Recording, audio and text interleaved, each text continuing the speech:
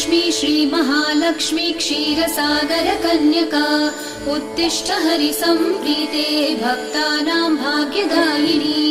श्रीलक्ष्मी श्रीमहालक्ष्मी क्षीरसागरकन्यका उत्तिष्ठ हरिसम्प्रीते भक्तानां भाग्यदायिनी।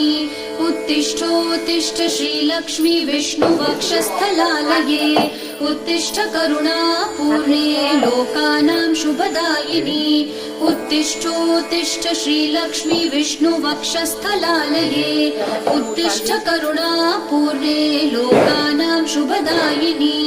श्रीपद्ममध्यवसिते वरपद्मनेत्रे श्रीपद्महस्तचिरपूजितपद्मपादे श्रीपद्मजातजननी शुभपद्मवक्त्रे श्रीलक्ष्मी भक्तवरदे तव सुप्रभातम्।